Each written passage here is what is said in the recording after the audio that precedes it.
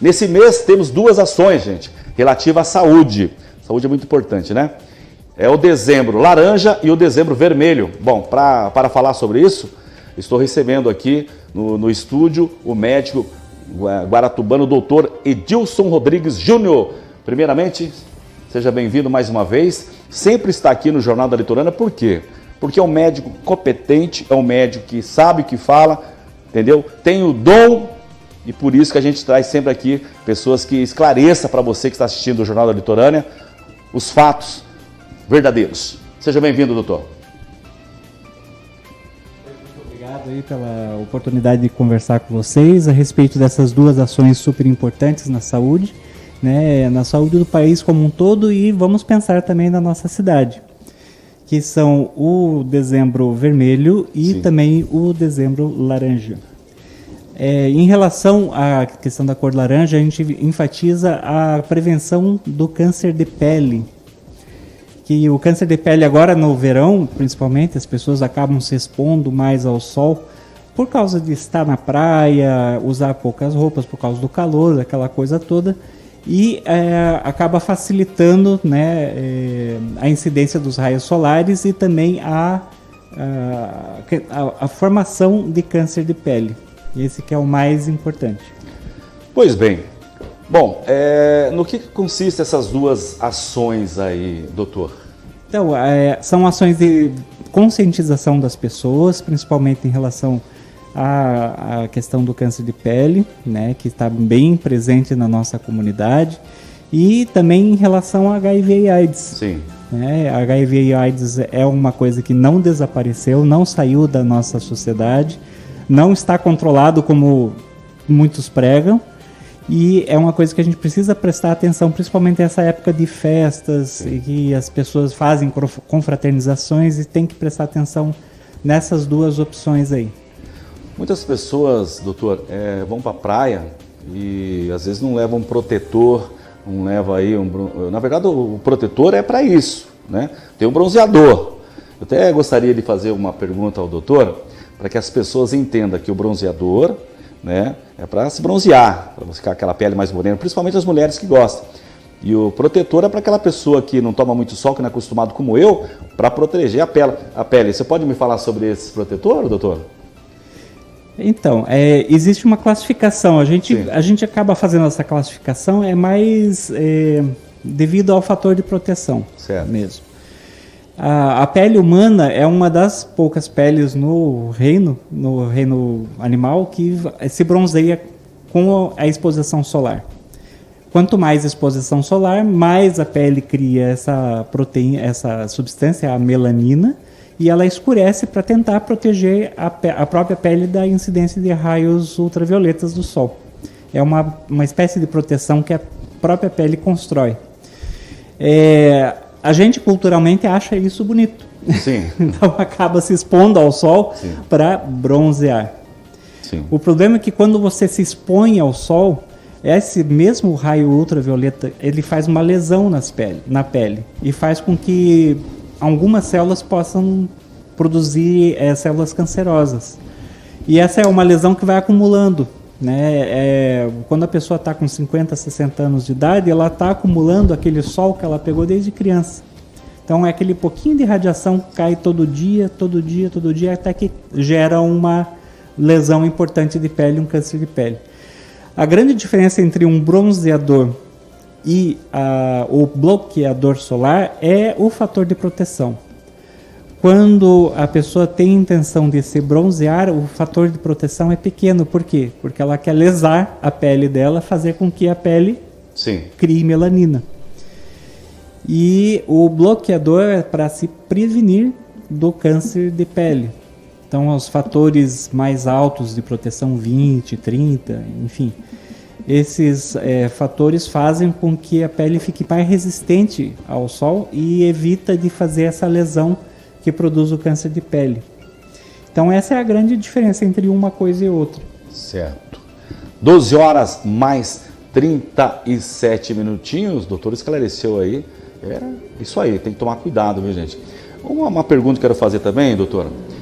Se para o adulto o câncer de pele pode acontecer E quais cuidados devo tomar com o meu filho, com a criança de 7, 8, vamos colocar até 10 anos. O adolescente já começa a se cuidar mais, né? Mas aquela criança dos 5 aos 10 anos tem que também passar o protetor? Pode prejudicar a criança também aí nessa questão aí da doença, doutor? Com certeza. Principalmente atualmente, com a questão de buraco de camada de ozônio, a exposição a raios ultravioletas solares, ela está muito diferente do que na nossa época de infância. Sim. Então, a gente percebe no pronto atendimento, na época de fim de ano, onde as pessoas se expõem mais ao sol, às vezes chegam pessoas com queimaduras de 2º grau, né, formando bolhas no local onde que pegou o sol, por causa da exposição a esses raios ultravioletas. Então, para evitar esse tipo de lesão de pele, a gente deve proteger as crianças. Certo. Principalmente porque as crianças têm a pele mais sensível também. Não é só a questão da prevenção do câncer de pele a longo prazo. É fundamental o uso dos bloqueadores para as crianças para evitar as queimaduras solares, né, que podem ser graves. Imagine uma queimadura de 2º grau em 20% do corpo de uma criança. É uma queimadura séria, que precisa até hospitalizar uma criança dessa. Okay.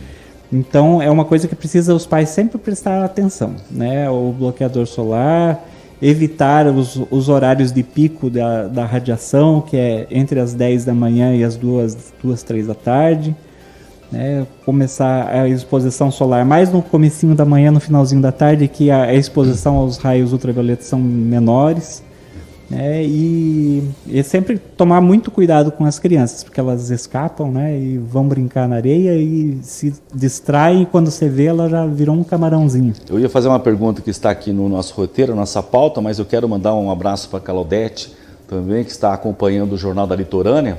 Ela pergunta: doutor, a questão de passar o bronzeador na praia, mas mesmo que eu não estou na praia, esteja trabalhando, andando no sol, devo me proteger também ou é só na praia?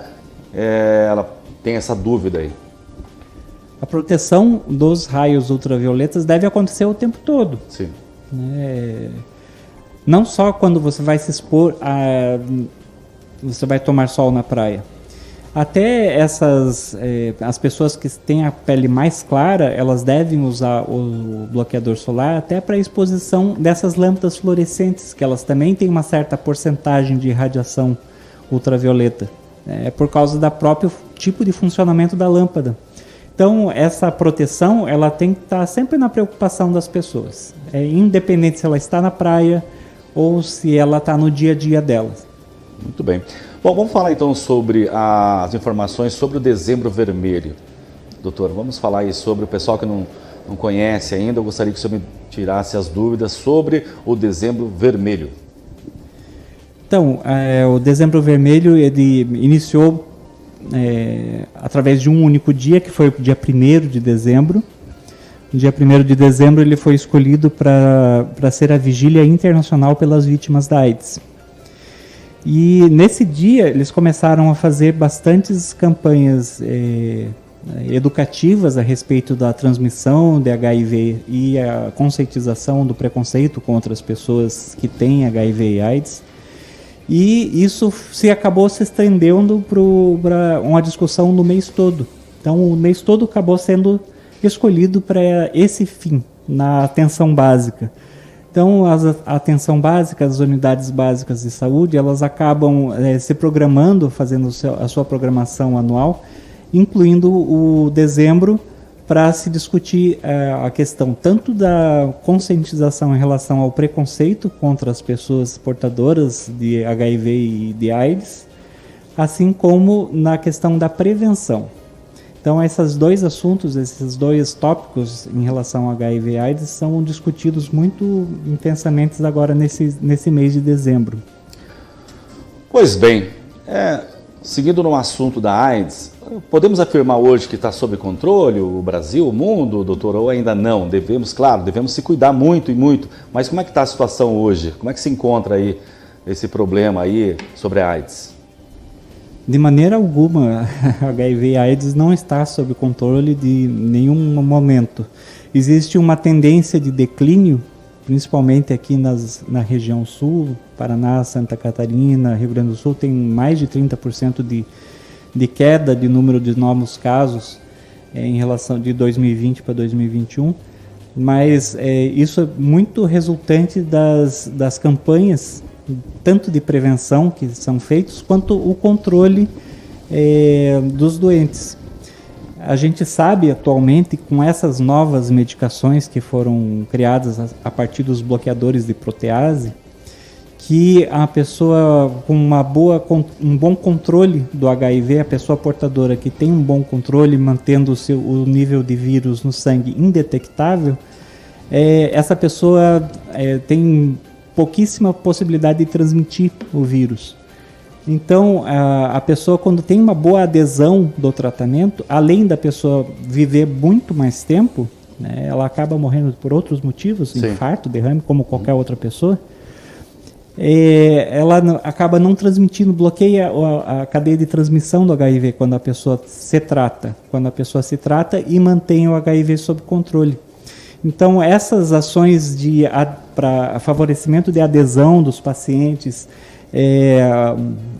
o fato dos pacientes terem essa medicação disponível gratuitamente pelo Sistema Único de Saúde faz com que essa cadeia de transmissão do HIV diminua, mas de maneira alguma a gente pode dizer que não existe mais, está sob controle. Principalmente entre os jovens, né? A gente sabe que as maiores porcentagens de soroconversão em relação ao HIV em relação às pessoas com menos de 25 anos de idade. Então elas são bem mais propensas a fazer o relacionamento sexual não protegido e evitar e assim não se prevenir em relação à transmissão. Muito bem. Aproveitando, doutor, eu gostaria que você me passasse também, me fala um pouco sobre as formas de proteção, prevenção, como é que eu devo me cuidar. Todo mundo sabe que existem vários programas aí em rede nacional, que maneira se deve proteger, mas eu gostaria que o senhor colocasse a sua opinião também.